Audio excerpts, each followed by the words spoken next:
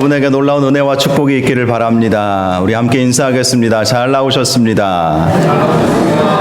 옆에 계셔서 감사합니다. 사랑하고 축복합니다. 네, 감사합니다. 오늘은 성령 강림 주일입니다. 교회력으로 성령 강림 주일로 지키는 날입니다. 성령 강림 주일은 사도행전 2장에 나와 있는 오순절 성령 강림의 역사를 기념하는 날입니다. 당시 성령 강림은 오순절, 즉 6월절이 지나고 오순절 50일째 되던 주일에 마가 다락방에 모여있던 120명의 성도들 가운데 임하게 되었습니다. 사도행전 2장 2절과 3절 말씀을 보시면 호련히 하늘로부터 급하고 강한 바람 같은 소리가 있어 그들이 앉은 온 집에 가득하며 마치 불의 혀처럼 갈라지는 것들이 그들에게 보여 각 사람 위에 하나씩 임하여 있더니 라고 말씀하고 있습니다. 이 성령 강림은 당시 마가의 다락방에 모여있던 120여 명의 성도들 가운데 모두 각각 임하게 된 것입니다.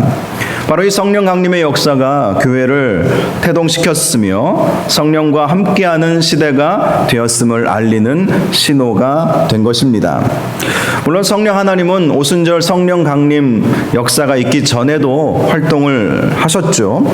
예수님 시대뿐만 아니라 구약 시대에서 성령 하나님께서는 역사하셨습니다. 창세기 1장에 보면 하나님의 영은 수면 위에 운행하시니라 라고 말씀하시면서 천지 창조 사역에 성령 하나님께서 함께 동역하셨음을 알 수가 있습니다. 인간을 만드셨을 때에도 우리 사람에게 루아흐 하나님의 영을 부어주신 것이죠. 그래서 사람이 생명이 되기도 했습니다. 요셉 이야기 가운데에서도 요셉이 꿈을 해석할 수 있는 능력을 받은 것도 요셉이 하나님의 영에 충만했기 때문입니다. 그래서 그가 꿈을 해석하고 또 놀라운 역사를 이루고 애굽의 총리가 된 것이죠. 모세가 여호수아에게 안수할 때에도 지혜의 영, 이 지혜의 영이 바로 성령을 말하는 것입니다. 지혜의 영이 충만하게 임재했음을 말씀하고 있습니다. 그 외에도 구약 성경에 보면 성령께서 역사하셨다는 기록들이 많이 있습니다. 예수님도 성령에 이끌리셔서 40일 동안 이 광야에서 금식하시면서 공생의 사역을 준비하셨다는 기록도 있습니다. 자, 이렇게 오순절 성령 강림이 있기 이전에도 성령께서는 역사하셨어요. 그런데 왜 우리가 이 오순절 성령 강림 역사를 기념하고 이것을 중요하게 생각하고 있을까요? 그것은 이 오순절 성령 강림 이후에 성령께서는 날마다 우리와 함께 하시기 때문입니다.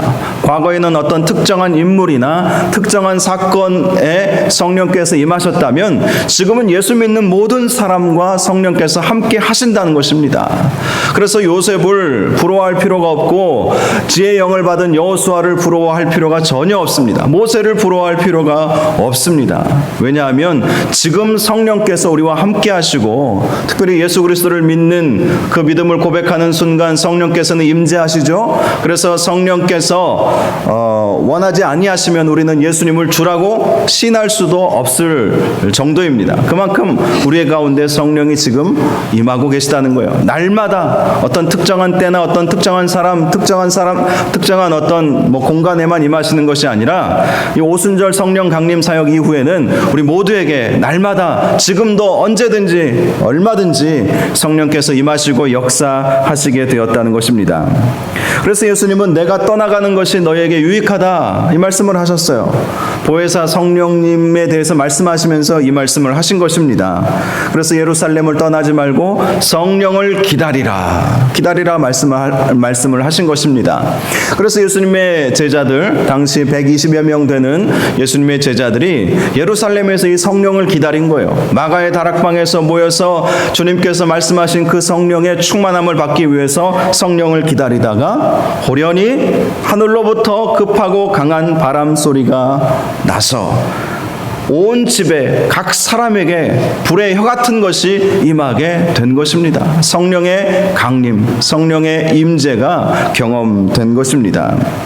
여러분, 저는요 우리 서부중앙교회가 바로 이렇게 성령의 이끌림 받는 교회, 각각 이 자리에 앉아 계신 여러분 모두에게 성령의 놀라운 역사와 충만하심이 있기를 바랍니다. 정말 성령 충만하면 놀라운 역사가 시작이 되는 거예요. 오늘 말씀을 보면 성령이 임하시고 성령 충만한 삶을 사는 사람에게 성령의 열매가 맺혀진다고 말씀하고 있습니다. 오늘 본문 다시 한번 읽어볼까요? 오늘 본문 말씀 시작. 오직 성령의 열매는 사랑과 희락과 화평과 오래 참음과 자비와 양선과 충성과 온유와 절제니 이 같은 것을 금지할 법이 없느니라. 아멘. 자, 성령이 임하시면 또 성령의 충만함 가운데 살게 되면 성령의 열매가 맺혀지게 된다고 말씀하고 있는데요. 이 9가지 열매는 크게 3가지로 구분할 수가 있습니다. 먼저 하나님에 대한 열매입니다. 이 하나님에 대한 열매는 사랑과 희락과 화평의 열매입니다. 성령이 임하시면 하나님을 뜨겁게 사랑하게 되죠. 이웃을 내 몸처럼 사랑하게 됩니다. 또 희락의 열매가 맺혀지죠. 하나님 때문에 기쁘고 즐거워요. 그리고 하나님과의 화평의 관계를 맺게 됩니다. 사랑과 희락과 화평의 열매, 성령의 열매라는 것입니다. 다음으로 사람과 관계된 열매가 있습니다. 오래 참음과 자비와 양선. 이것이 바로 사람과의 관계 속에서 나타나는 열매이죠.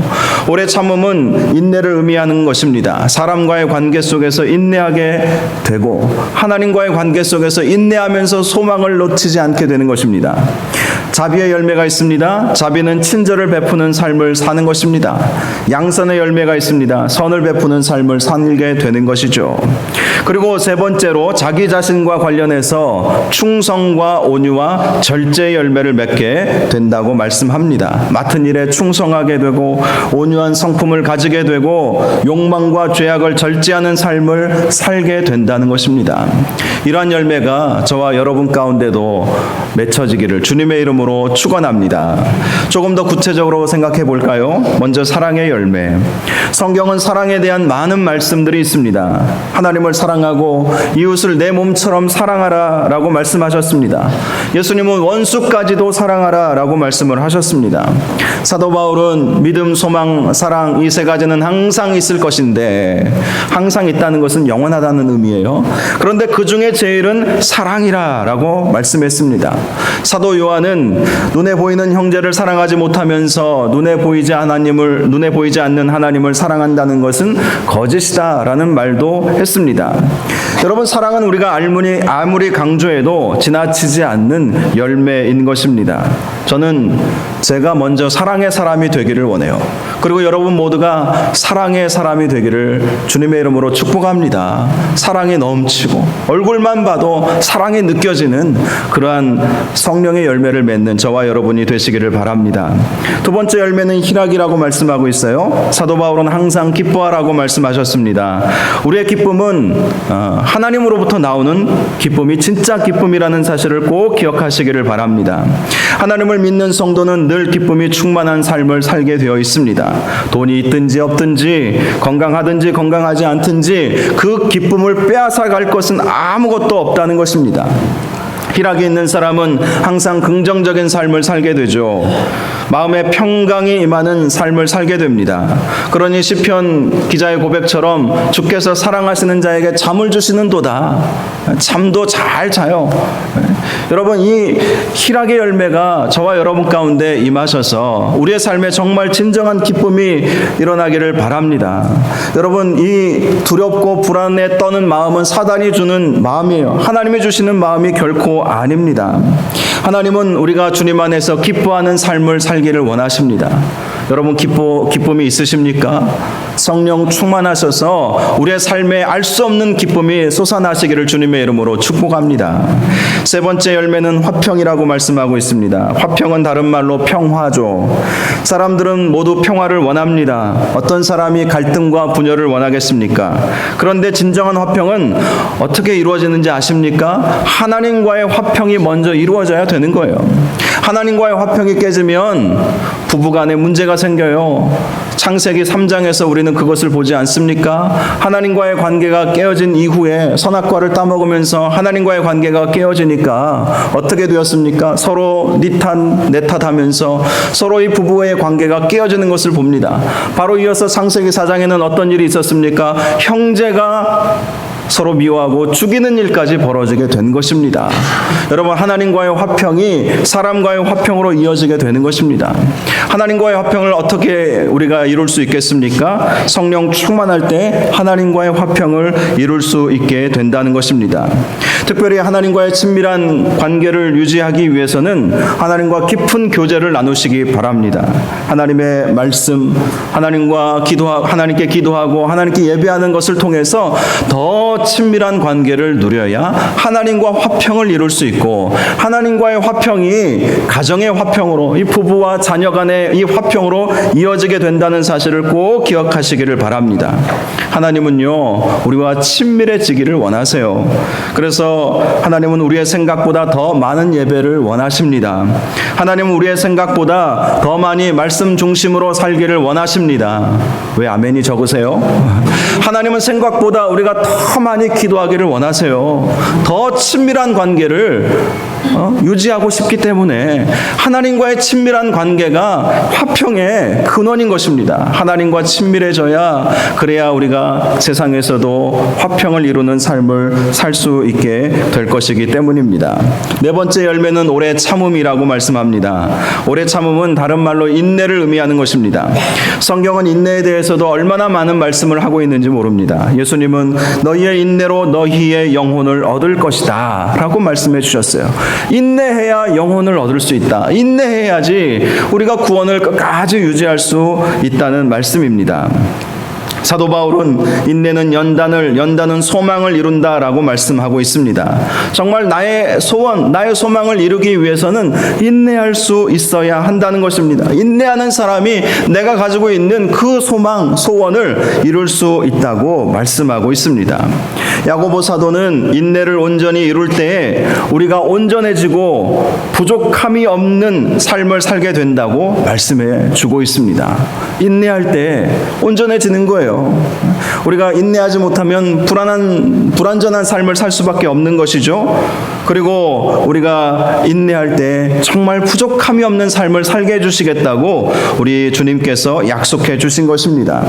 오늘날 우리의 삶을 보면 인내하지 못하게 만드는 일들이 얼마나 많이 있는지 모릅니다. 그래서 우리가 기도해야 되고, 그래서 우리가 성령 충만해야 하는 거예요. 인내를 통해서 영혼을 얻을 수 있고, 인내를 통해서 소망을 이룰 수 있고, 인내를 통해서 완전해질 수 있고, 인내를 통해서 조금도 부족함이 없는 삶을 살게 된다고 분명히 성경은 약속해 주셨습니다. 저와 여러분이 성령의 열매인 이 인내의 열매를 맺으실 수 있기를 주님의 이름으로 축복합니다.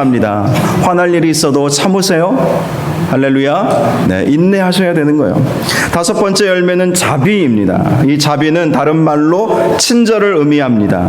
특별히 친절은 얼굴로 나타나죠. 내 얼굴 표정은 마음의 상태를 의미하는 것입니다. 물론 마음과는 달리 얼굴에 나타나지 않는 분들도 종종 계세요. 옆에 계신 분들 한번, 죄송하지만 얼굴 한번 쳐다봐 주세요. 얼굴에 친절이 나타나십니까? 네, 할렐루야. 네, 그래요. 얼굴에 나타나지 않으면 이게 훈련이 안 되어 있어서 그런 거예요. 어떤 분이 이야기하시더라고요. 이 사람의 얼굴에 생각보다 많은 근육이 있답니다. 그래서 이 자연스럽게 웃음기 있는 얼굴이 안 나타나면 거울 보면서 연습하라는 거예요. 거울 보면서 자꾸 웃고, 그러면 그 근육이 자연스럽게 발달이 된답니다. 훈련을 꼭 하셔서 여러분의 친절을 먼저 얼굴로 보여주시기 바랍니다. 얼굴만 봐도 참 친절하구나. 우리가 누구를 만나고 또 어디를 가든지 어느 식당을 가든지 얼굴 보고 인상을 딱 갖잖아요. 아, 또 오고 싶다, 또 만나고 싶다, 이런 마음이 들지 않습니까? 두 번째로 이 친절은 말이 중요하다는 것을 기억하시기 바랍니다. 말은 참으로 중요한 역할을 하죠. 말 한마디에 천냥빚도 갚는다는 말이 있습니다. 그만큼 말은 그 말을 듣는 사람의 마음을 맑게 웃게 해주는 역할을 할 수 있고, 때로는 말 한마디 잘못하면 그 말 때문에 마음이 상하기도 하는 것이죠. 그러므로 성령의 사람은 얼굴 표정과 말로서부터 친절을 베푸는 사람이라는 것을 기억하시기 바랍니다. 민수기 말씀에 보면 하나님은 우리의 말을 듣고 그대로 행하신다고 말씀하고 있어요. 그러니 말하는 것이 얼마나 중요합니까? 친절의 말은 그대로 나에게 돌아오도록 오게 되어 있습니다. 친절을 베풀면 그 친절이 그대로 나에게 30배, 60배, 100배가 되어서 돌아오게 된다는 것을 기억하시고, 여러분 꼭 친절, 자비를 베푸시기를 주님의 이름으로 축복합니다. 6번째 열매는 양선입니다. 이 양선은 직접적으로 선을 베푸는 삶을 사는 것입니다. 얼굴과 말로서만이 아니라 내가 가진 것을 가지고 최선을 다해서 베풀고 나누고 섬기는 것이 양선인 것입니다. 예수님의 비유 가운데 양과 염소의 비유가 있죠. 이 마지막 날 양과 염소를 구분하지 않습니까? 양은 영원한 생명을 상속받았지만 염소는 상속받지 못했어요. 그 이유가 무엇이었습니까? 예수님이 말씀하시죠. 너희가 내가 굶주리고 내가 헐벗고 내가 감옥에 갇혔을 때 너희는 나를 돌보지 않았다는 건 아니겠습니까?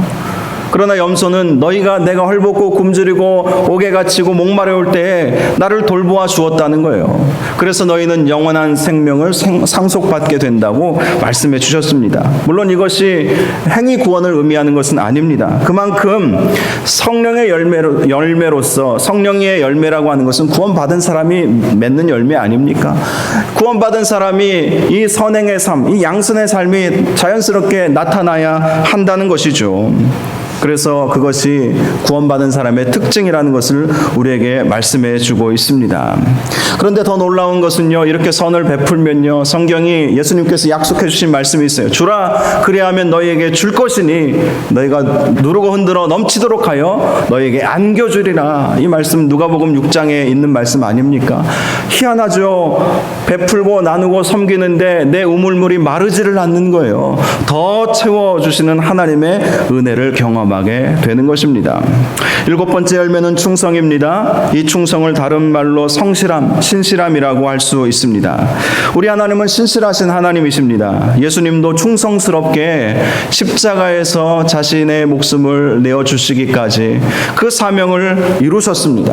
바로 성령님은 하나님의 영, 신실하신 하나님의 영이요 신실하신 예수 그리스도의 영이시기 때문에 성령 충만함 받은 사람은 하나님과 예수님을 닮아서 삶에 있어서 또 맡은 직분에 있어서 충성됨과 신실함이 나타나게 되어 있다는 것입니다. 8번째 열매는 온유라고 말씀하고 있습니다. 온유는 너그러운 성품을 의미합니다. 화를 참을 줄 알고 대범한 마음을 갖는 것입니다. 온유한 사람은 세상을 넓게 봅니다. 작은 것에 연연해하지 않고 속 깊은 이해의 마음을 갖게 됩니다. 성경은 온유의 대명사로 모세를 말씀합니다. 우리가 모세 하면 가나안 땅에 들어가지 못한 것을 주로 많이 기억하시지만, 여러분 그것은 한순간의 실수였고요. 모세는 늘 온유했어요. 이스라엘 백성이 모세에게 늘 불평하지 않았습니까? 왜 우리를 데리고 왔느냐? 왜 우리에게 이런 고통이 따르느냐? 이렇게 불평했을 때 모세는 끝까지 인내하면서 하나님 앞에 나아가지 않습니까? 온유했기 때문에 하나님 앞에 나아가서 중재자가 된 것이죠. 중보기도를 하나님 앞에 올려드린 것입니다. 그래서 온유한 사람의 특징은요, 피스메이커가 되는 거예요. 트러블 메이커가 아니라 피스메이커가 되는 것입니다. 저와 여러분이 이 성령의 열매인 이 온유의 열매를 맺으셔서 여러분이 가는 곳곳마다 화평이 이루어지기를 바랍니다. 평화가 이루어지기를 주님의 이름으로 축복합니다. 중재자의 역할을 잘 감당할 수 있기를 바랍니다. 그러면 얼마나 기쁘겠어요. 여러분이 속해 있는 모든 공동체마다 여러분 때문에 은혜가 넘치고 여러분 때문에 기쁨이 넘친다면 얼마나 놀라운 은혜요 축복 아니겠습니까? 마지막 9번째 열매는 절제 열매를 말씀하고 있습니다. 절제는 자기 조절의 능력이죠. 죄의 유혹에 단호하게 맞섭니다. 부정적인 감정을 누르고 소망을 품는 것이 이게 절제인 거예요. 그렇죠. 우리의 마음속에는 부정적인 감정들이 막 몰려와요. 그러나 그것을 쳐냅니다. 절제하는 거예요.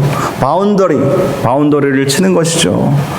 노라고 말할 줄 아는 그리스도인이라고 하는 그 책이 있죠. 바운더리를 치는 거예요. 영어 책의 영어 제목이 바운더리라고 되어 있어요. 바운더리를 치는 거예요. 조절하는 것이죠. 절제하는 것이죠. 또 분노하고 질투하고 판단하는 마음을 품지 않고 오히려 사랑하고 인내하고 용납해 주게 됩니다. 또한 시간을 낭비하지 않게 되죠. 그렇죠. 시간을 낭비할 때가 얼마나 많이 있습니까? 또 하나님께서 주신 물질을 낭비하지 않습니다. 하나님께서 기뻐하시는 방향대로 사용하게 됩니다. 더 나아가서 위기의 상황 속에서 근심 걱정에 사로잡히지 않고 끝까지 하나님만 바라볼 줄 알게 됩니다. 이것이 성령 충만한 사람이 갖게 되는 절제의 열매인 것입니다. 바로 이 9가지 열매, 성령 충만한 사람에게 나타나는 열매라고 말씀하고 있습니다. 그런데요, 이 성령의 열매라고 하는 이 단어의 원어 성경을 보면 이것을 단수로 쓰고 있다는 것을 주목해 볼 필요가 있어요. 성령의 열매들이 아니라 성령의 열매라고 말씀합니다. 성령의 열매, 한 가지 열매를 맺는데 그 열매 안에 9가지 이런 특성들이 나타나게 된다는 것입니다. 예수님은 그 열매로 그 나무를 안다고 말씀하셨습니다. 물론 그 열매가 아직은 작을 수도 있고요. 어떤 열매는 흠이 있는 것일 수도 있습니다. 그러나 성령 충만함을 사모한다면 시간이 지날수록 그 열매는 더 크게 될 것이고 그 열매는 더 달게 될 것이고 그 열매는 더 아름답게 되어질 것입니다. 더 온전하고 풍성한 열매를 맺을 수 있다는 거예요. 여러분, 우리 삶에 있어서 이 9가지 열매, 이 특성들이 나타난다면 얼마나 기쁘겠습니까? 우리의 삶이 얼마나 능력 있는 삶으로 변하겠습니까? 어떤 것이 우리를 변화시킬 수 있겠습니까? 성령 충만할 때 성령의 열매를 맺으면서 우리의 삶이 변화되어지는 거예요. 그런데 이 성령의 열매는요, 열매 맺는 것으로 끝나는 것이 아닙니다. 그렇게 성령의 열매를 맺는 사람에게 주시는 더 놀라운 은혜가 있어요. 그것이 무엇인지 아십니까? 성령의 열매를 맺는 사람에게는 성령의 은사들이 나타나게 된다는 것입니다. 성령의 은사들이 나타나기 시작한다는 거예요. 이 성령의 은사들도 크게 3가지로 나누어 볼 수가 있습니다.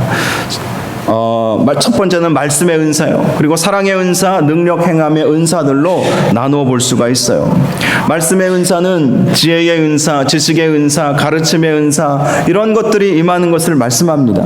성령의 충만함 가운데 성령의 열매를 맺다 보니까 사람들 가운데 이 은사들이 막 나타났는데 하늘의 지혜가 임하는 거예요. 얼마나 감격스럽습니까? 내 지혜, 내가 공부한 것들을 가지고 지혜가 나타나는 것이 아니라 하늘로부터 지혜가 내려오는 거예요. 그런 은사들이 나타난다니까요. 또 지식의 은사가 있습니다. 내가 공부하지 않았는데 이미 나는 알고 있는 거예요. 이미 나는 알아요. 어디서 배웠는지 몰라요. 하늘로부터 주님께서 알려주신 것이죠. 제가 아는 분은요, 이 지혜의 은사, 이 말씀의 은사가 임하니까, 지혜와 지식의 은사가 임하니까 중학교 때 공부를 하는데 안 잊어버려진다는 거예요. 세상에나 우리는 다 잊어버리는 은사를 갖고 있지 않습니까? 그런데 공부를 해도 안 잊어버리는 거예요. 선생님이 말씀하시는 게 다 머릿속에 그대로 쏙쏙쏙 박혀 들었다는 거예요. 그래서 그분이 서울대를 갔다고 간증을 하시더라고요. 제가 그거를 중학교 때만 알았어도 얼마나 좋았을까. 근데 그때는 막 그걸 모르니까 막 그런 은사가 있다는 것도 모르고 사모함이 없었어요. 저는 우리 아이들도 이 자리에 있는데 좀 우리 아이들에게 지혜의 은사가 막 그대로 임할 수 있기를 바랍니다. 사업하시는 분들, 직장생활 하시는 분들도 다 마찬가지예요. 이 지혜의 은사, 말씀의 은사, 지식의 은사, 이런 은사들이 임하면 세상살이가 얼마나 편하겠습니까? 다 보이는 거예요. 돈 버는 방법도 보이는 거예요. 할렐루야. 승진하는 방법도 보이는 거예요. 할렐루야. 자식이 잘 되는 방법도 보이는 거예요. 계속 아멘이 별로 없으시네. 여러분, 이 말씀의 은사를 사모하세요. 말씀의 은사. 하나님의 말씀에는 능력이 있잖아요. 하나님의 말씀에는 지혜가 있잖아요. 지식이 있잖아요. 세상 모든 진리가 이 하나님의 말씀 가운데 있지 않습니까? 말씀의 은사가 임하니까 말씀도 잘 가르치죠. 자녀에게 말씀도 잘 가르치고, 또 우리 주일학교 아이들에게 말씀도 잘 가르치고, 나 자신에게도 말씀을 잘 적용하지 않겠습니까? 이것이 바로 성령 충만함과 성령의 성령의 열매를 맺는 사람이 받는 놀라운 축복이라는 것입니다. 다음으로 사랑의 은사가 나타나는 경우가 있어요. 나누어주고 베풀고 섬기고 헌신하게 되는 은사가 임하게 되는 것입니다. 그런데요, 나누어주고 헌신하는데도요, 하나도 아깝지 않은 거예요. 보통 이러한 은사가 없으면 인색해지죠. 나누고 베푼다는 것은 내 사전에 있을 수가 없는 것입니다. 다 내 주머니 속에, 내 입속으로 다 들어가야 이게 만족이 되는 건데, 이런 은사가 임하게 되는 경우에 정말 하나도 아깝지 않아요. 그런데 더 이상한 것은요, 그렇게 나누어주고 헌신하는데 더 하나님께서 채워주신다는 거예요. 제가 지난 주간에 왕의 재정 부흥회로 유명한 김미진 간사님의 그 유튜브 강의를 제가 다 들어봤는데요, 마지막에 이런 간증을 하시더라고요. 정말 하나님께서 베풀어 주시는 그 은혜와 또 축복과 재물을 나누는 데 썼더니 하나님께서 더 놀랍게 믿고 맡겨주시더라는 거예요. 이 원리가 그거거든요. 하나님께서 믿고 맡기실 수 있는 사람이 되느냐라는 것이죠. 여러분, 달란트 비유가 그것 아닙니까? 한 달란트 받은 사람은 그냥 땅에 묻어버렸어요. 그러나 2달란트, 5달란트 받은 사람은 그것을 가지고 활용해서 2배씩 남기지 않았습니까? 그런데 그 주인이 뭐라고 말합니까? 5달란트 받은 자에게 1달란트 것을 빼앗아다가 다시 그에게 맡겨주시죠. 여러분, 그래요. 이렇게 나누고 베풀고 섬길 때에 하나님께서 그것을 보고 더 많은 것을 맡겨주시는 역사가 일어나더라는 거예요. 그래서 어떤 분은 10에 2조 3조 하고도 남는 거예요. 어떤 분은요, 사업을 하시는데 아예 법인을 비영리 법인으로 만들어서 나오는 수익은 내가 안 갖고 물론 월급만 받죠. 그리고 다 수익은 선교지에 쓰고 뭐 다른 구제에 쓰고 이렇게 하는데도 모자르지가 않는다는 거예요. 오히려 더 남고 더 축복해 주시고 더 놀랍게 하나님께서 사업을 잘 되게 해주신다는 그런 간증들이 많이 있더라고요. 여러분, 그런 축복이 아무에게나 임하는 것이 아닙니다. 성령 충만해야 얻을 수 있고 성령 충만해야 얻을 수 있는 축복이라는 것입니다. 다음으로 성령 충만하면 능력 행함의 은사가 임하기도 합니다. 능력 행함의 은사가 무엇입니까? 방언이 터지고요, 예언이 일어나고요, 통변이 있고요, 신유가 일어나고 영분별의 은사들이 막 나에게 쏟아지는 거예요. 성령 충만하니까 나를 통해서 하나님의 놀라운 역사들이 일어나기 시작하는 것입니다. 방언으로 기도하면서 우리의 기도가 더 깊어지고 기도의 시간이 더 길어져요. 더 오래 기도하다 보니까 더 큰 은혜를 경험하게 되죠.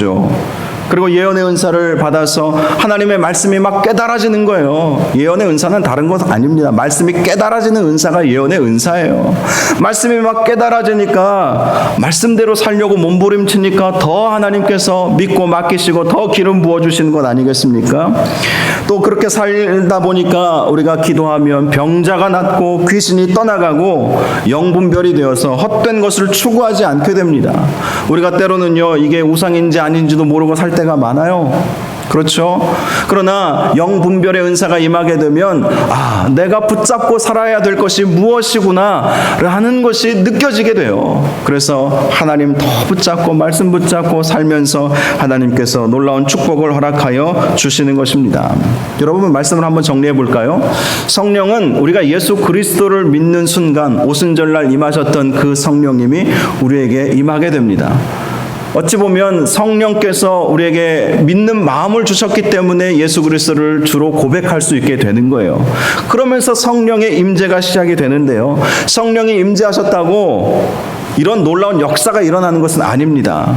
이제 성령께서 내 마음 가운데 내 영을 성령께서 붙잡아 주시고 내가 구원받을 수 있는 그런 은혜를 주시지만, 성령 충만함은 또 다른 영역이에요. 이 성령 충만함은 말씀과 기도와 예배를 통해서 사모하는 자에게 주시는 놀라운 은혜요 축복입니다. 성령 충만할 때 증인이 될 수 있고, 성령 충만할 때 정말 놀라운 은혜를 경험하게 되면서 기쁨으로 살게 됩니다. 성령 충만할 때 나오는 것이 성령의 열매들이죠.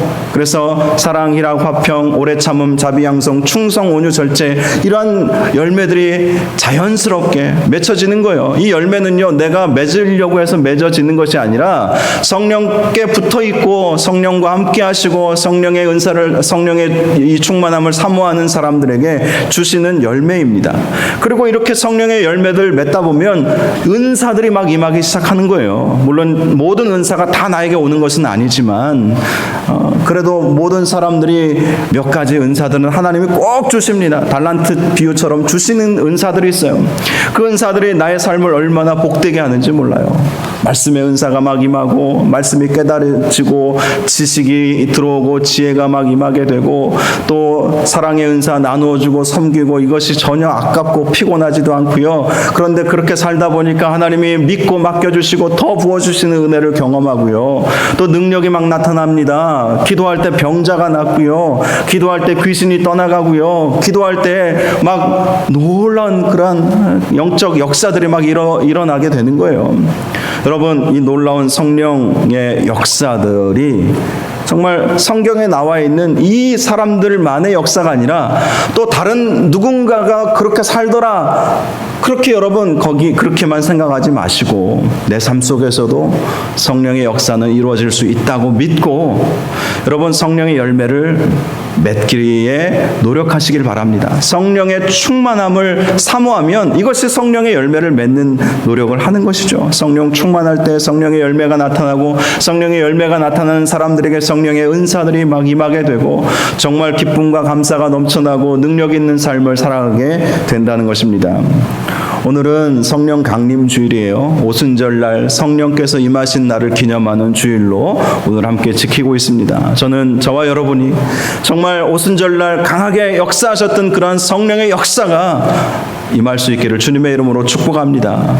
그래서 우리의 삶에 성령 충만함이 일어나고 성령의 열매들이 맺혀지고 또 성령의 은사들이 나타남으로 말미암아 성령께서 함께 하시는 그러한 은혜와 축복이 있기를 주님의 이름으로 축원합니다. 이 시간 우리 함께 찬양하고 기도하는 시간을 갖기를 원합니다.